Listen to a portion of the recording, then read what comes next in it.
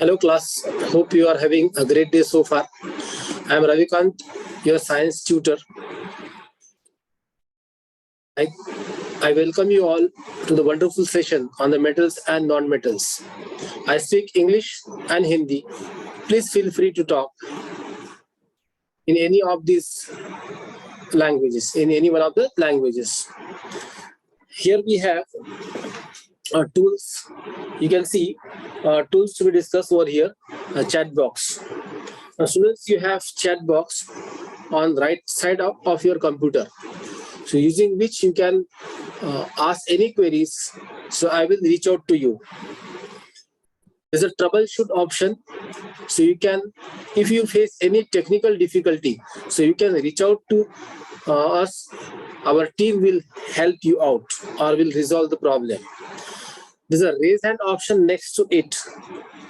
So next to it, you have raise hand option. So so if you have any doubt, any queries, so you can ask to me. So I will be notified and I will reach out to you. There's a mute and unmute option. Keep yourself muted only when you want to talk to me. Otherwise, keep muted during the session so that there will be no background noises. So next to this option, video icon. So I request you to keep video icon, turn on your video so that there will be live interaction and it will be interesting interaction with you all. So let's begin the lesson. Now we have today a very interesting lesson, that is metal and non-metal of class 10. Okay, so you know what do you mean by metal and non-metal. So metals and non-metals are the part of periodic table, and this periodic table metals and non-metals means entire universe is formed out of this periodic table element. So that's what this part we are going to learn today. So today's session will be very wonderful. So we will have these details of metals and non-metals, and we will have a summary of this lesson. Okay. Now you must be knowing metals. They are hard. Non-metals, they are soft. So can you hear me, students? Yes. Am I audible and visible to you all? Yes, great. Can anybody share with me what do you mean by metal? A substance? Yes, very good. A substance which is hard and shiny in nature and can be sonorous even, so it's called the metal. And non-metals, so they are the non-shiny material, okay, and they are not making sound, that means they are not sonorous. So these are some of the properties on the basis of that we can, but both have a little bit opposite properties, okay, and some of the properties are in similar. So let us see what similarity and the differences are there, like physical properties. In this lesson, we are going to learn the physical properties, chemical properties, their reactions, and ore, that is concentration of the ores, minerals, activity series, and finally we'll conclude this lesson with the corrosion. Let's see what are the physical properties of metal.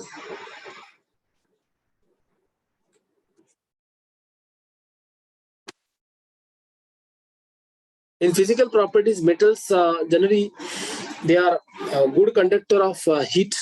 They are good conductor of electricity. They are hard. Even some metals are exception. They are soft even. Sometimes some metals are conduct electricity. They are malleable as well as ductile. So what are the properties of metal? So can you recall the properties of metal? So they are hard. They have shiny surface. So they conduct electricity. They even conduct heat. They are sonorous in nature. What do you mean by sonorous in nature? Because they make sound. So these are some of the properties of metals.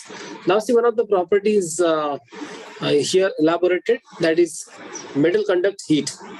So if you take a stand and the horizontal rod, fix one pin with the help of wax and start hitting with the help of Bunsen burner, then what will happen?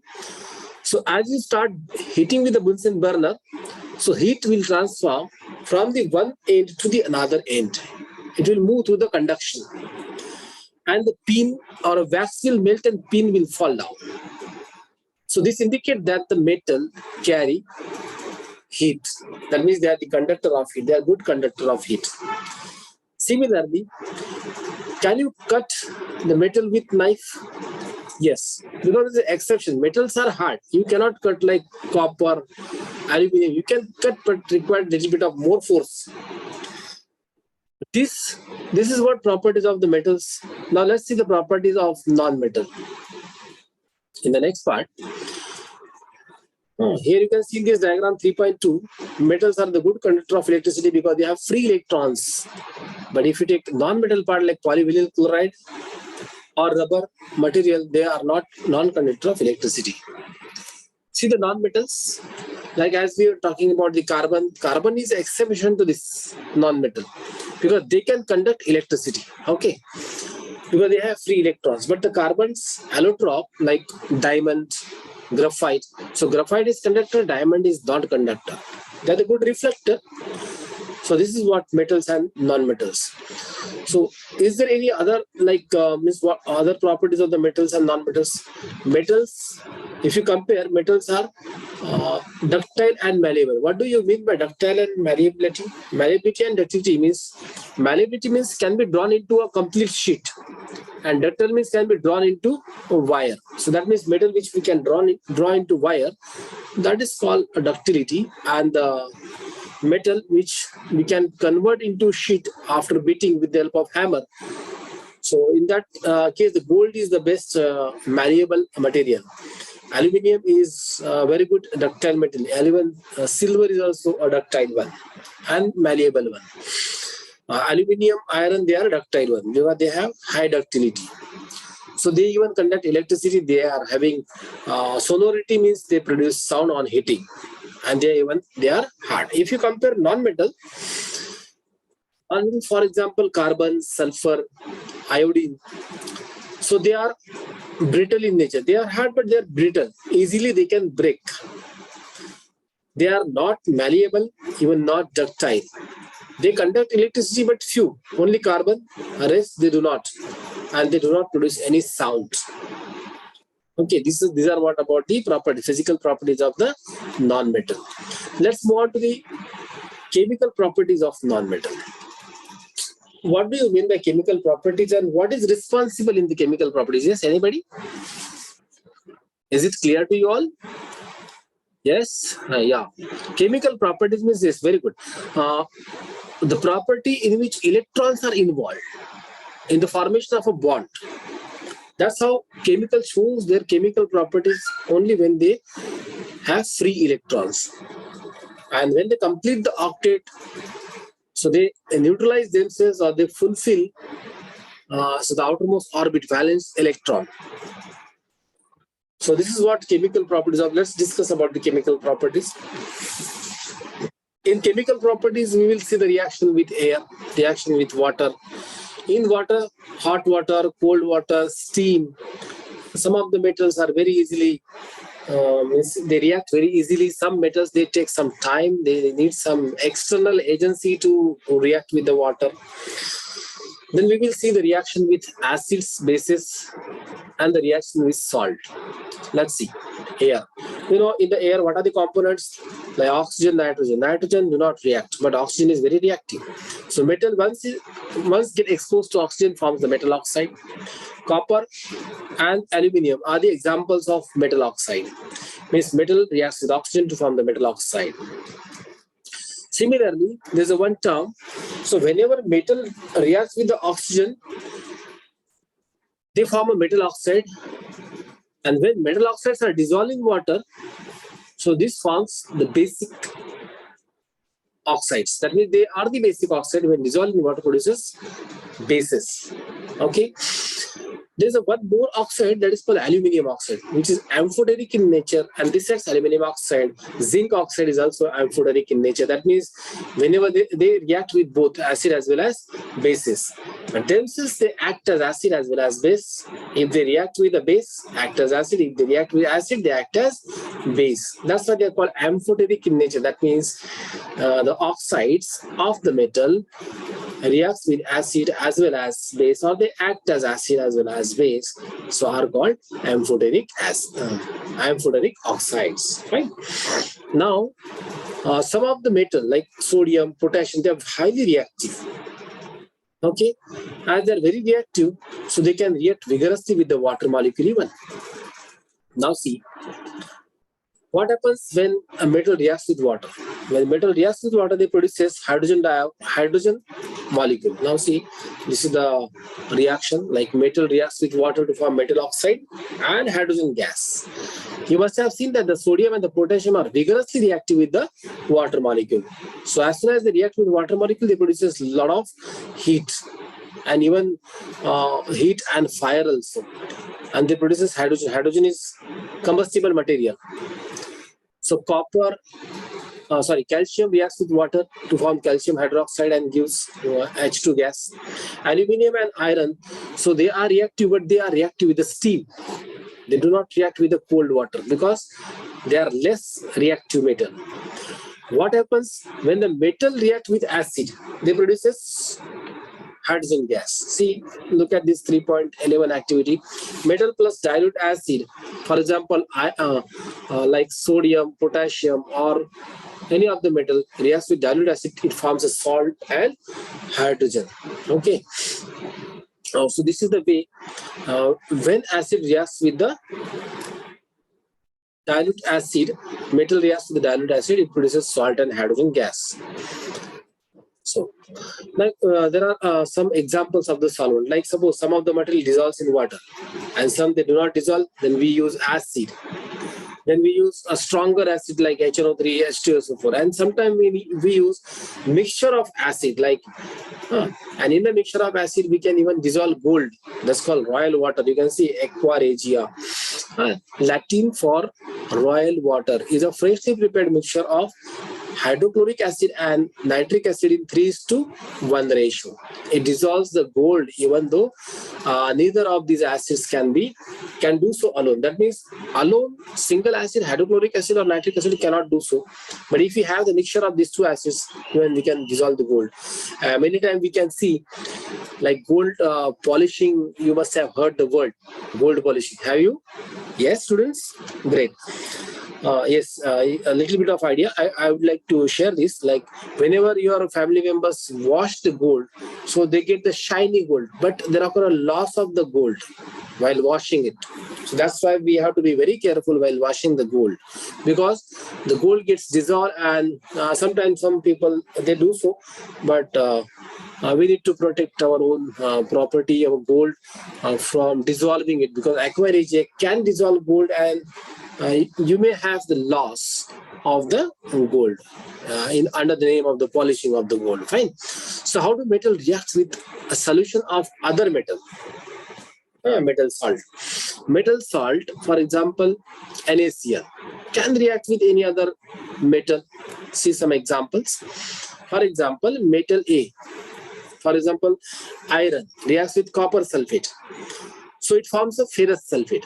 Iron reacts with copper sulfate, it forms a ferrous sulfate. Right? So this ferrous sulfate formation means over here during this reaction process, one metal replaces the another metal. So on what basis they are replacing? So here is a very interesting fact, like reactivity series. So this reactivity series, the top element like potassium, sodium, calcium, magnesium, aluminium, they are most reactive.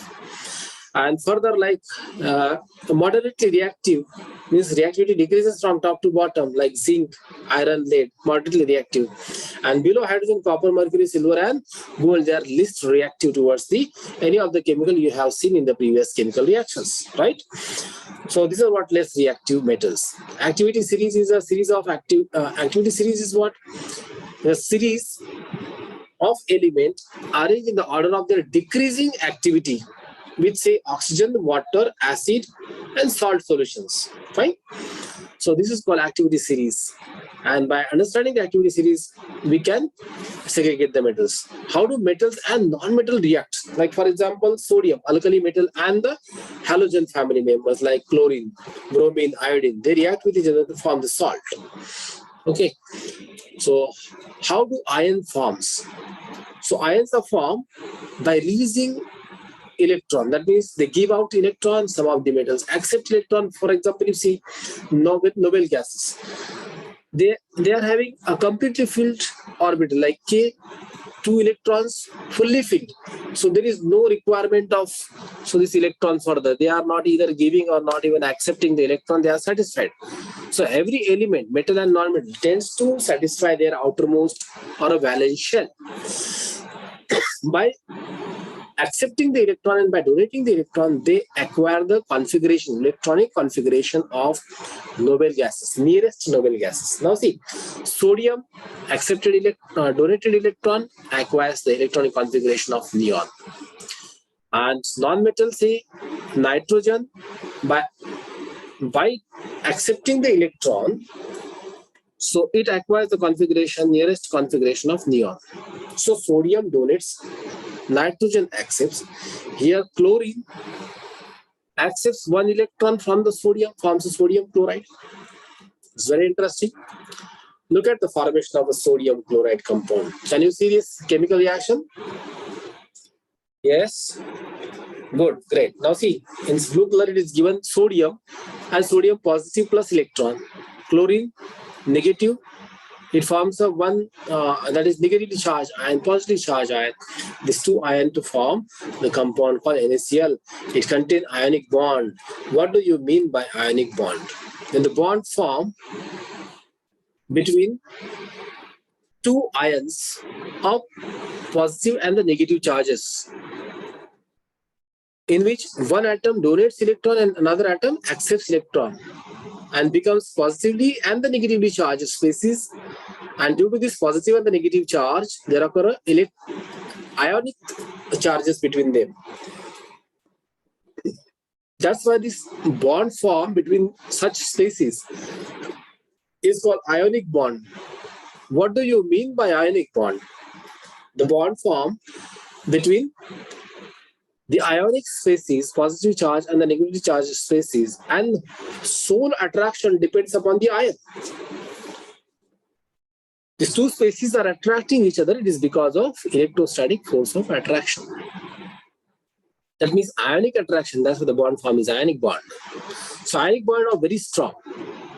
And that's why some of the properties of ionic bond we can see. Now, if you check this chart, look at this 3.4 melting and boiling point. So why ionic compounds have very high melting point and the boiling point?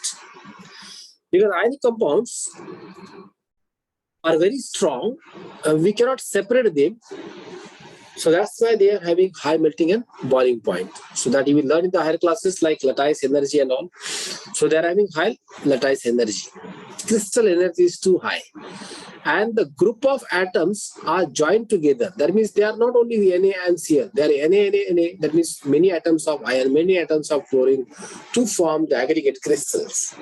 So that's why melting and the boiling point is high. It is because of ionic attraction, like positive charge attract negative charge, forms the ionic bond. Ionic bonds are very difficult to break if you start hitting. But they are very easily dissolved in water. What is the reason? Why do they dissolve in water very easily? What is the reason behind that? Because water is a polar solvent, and polarity of the solvent can attract these ions positively and negatively charged, and easily they get separated in the water. That means they are soluble. But are they soluble in the benzene and any of the organic solvent? No, they are not soluble in any of the organic solvent. Fine. Now see, let's see certain properties of ionic compound. Physical nature. So they are solid, right? They are hard. They have a strong attraction between their positive and the negative ions. And generally these solids are brittle in nature. Very easily they break. When we apply pressure, you must have seen sodium chloride. Okay, so very easily it gets separated. Melting point and boiling point is very high. Solubility is very good. They are soluble, and they even conduct electricity when they dissolve in a molten state. Number one, they conduct electricity in molten state, not in solid state. So remember, students, Ionic compound do not conduct electricity in solid state because there are no ion formation. Separation of ion is required for the conduction of electricity.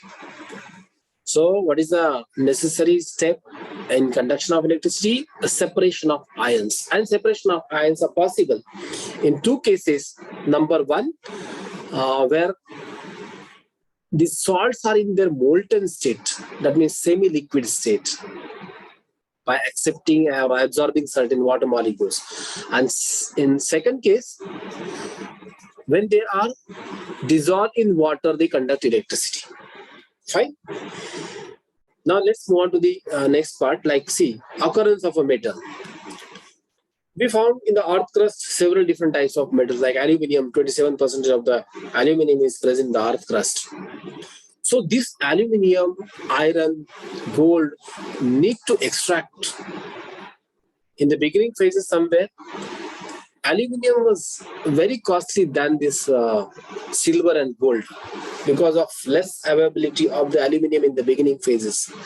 Later on, we got ample stock of aluminium from the earth crust. That's why the prices of the aluminium are down. Good.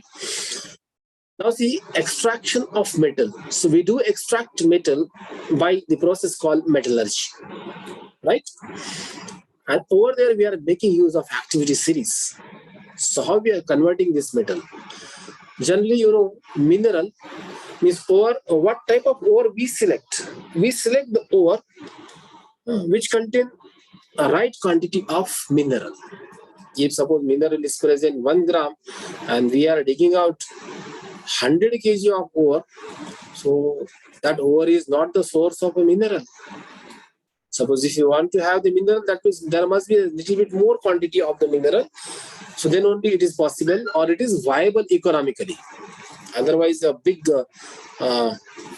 hill if you break and if you get only 1 gram of lead metal, then it is a huge loss. So that's why we need to search the geography. We need to search the proper area where, so this particular mineral, particular ore, or ore with rich in mineral. So we select a particular area and then we start digging and extracting the metals. So in the extraction of metal by the processes is called metallurgy. Now see,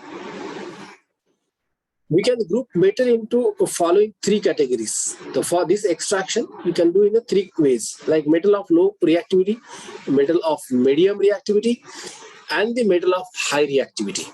Now see, what are the processes we follow? Like metal of high reactivity. So we need to pass them through the electrolysis process. Reduction is not possible over here to obtain the pure metal. Then metal of medium reactivity, like carbonates and sulfides. So we follow sulfides and carbonate extraction. So what do? We start heating them in presence of oxygen, excess of oxygen, and limited supply of oxygen. Suppose if we heat carbonate ore in limited supply of oxygen, it's called calcination.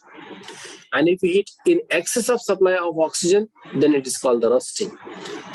So sulfide ores are roasted and calcium ores are calcinated. For getting these oxides of the metal, and oxides of the metal very easily we can reduce by using carbon or a coke, and then we purify the metal. Metal of low reactivity, that means they do not react with the oxygen and all, like sulfide ore. So we follow roasting on them. That means we supply huge quantity of oxygen and then we heat it.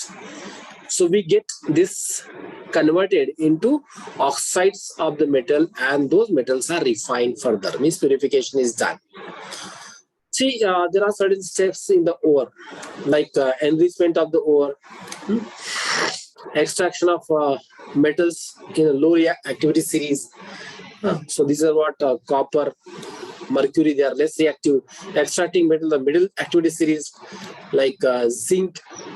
Okay, it's middle activity series. Then we go ahead with the like this is a process, thermite process, you must be knowing.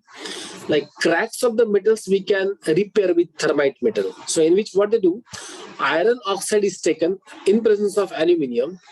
So when aluminium undergoes oxidation, iron forms and the heat is generated simultaneously.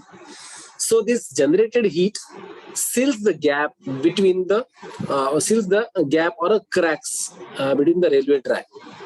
So this process is called thermite process.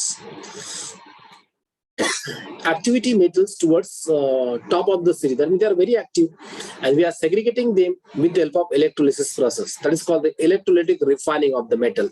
Now see briefly. Here is the cathode, which is connected to the negative terminal, anode connected to positive terminal. At anode, the impure copper is kept, and at cathode, pure copper is kept. And once the electrolysis process starts in presence of copper sulfate, the copper dipositive ions gets deposited on the pure copper that is at cathode. And whatever impurities settle in anode rod, so that settle down at the bottom in the form of an impurity. In this way, the cathode rod becomes big in size and anode rod reduces in its size. So in this way, we get the formation of copper, pure copper. So this is called refining of the metal. The metal is produced by the various reduction process. So we follow refining of the metal. Sometimes we get the impure metal. That is what the reason. Now see the next, corrosion. See, what do you know about the corrosion? Yes, very good. It's a loss of a metal due to reactivity of a salty water, oxygen, and the water. Like this is what means there occur a loss of a metal. So in presence of certain agents present in the air. So this loss of water can be loss of a metal can be prevented. How can we prevent this corrosion? Corrosion can be prevented by painting, oiling, greasing, even galvanizing, chrome plating, anodizing, and making alloy. So with the help of which we can prevent the corrosion. What do you mean by galvanization? So if you cover any metal with the help of zinc, so that process is called galvanization. And anodizing, when aluminium oxide layer is coated on to the surface of another metal, is called anodizing. So these two processes or many more processes cut down the contact between oxygen as well as between the metal, and that's why metal remains safe. There's one example like Qutub Minar. Like see here example, wonder of the ancient Indian metallurgy. So iron pillar near the Qutub Minar. So in Delhi was built more than 1600 years, but still it is not corroded. It is because it is made up of alloy. This mixture of metal. Say cycle handle you must have seen. So it is coated with chromium. Similarly, it is not coated, but this metal is made out of mixtures of the metal, which prevents the corrosion process. So this is what in this lesson, today's lesson, we have learned about the physical and chemical properties of the metal, certain ionic compound, how ionic compounds are formed, reactivity series. After the reactivity series, we have discussed about metallurgy, that is enrichment of the ore. After the enrichment of the ore, we have followed the process of extraction of the metal on the basis of three. Top reactive metals, medium reactive metal, and a low reactive metal. And besides this, means how to extract, like calcination and the oxidation too, we have discussed. How can we prevent the corrosion? It's a very important phenomenon. So we can prevent the corrosion, and methods of preventing corrosion are also discussed over here. So hope students you have enjoyed this session.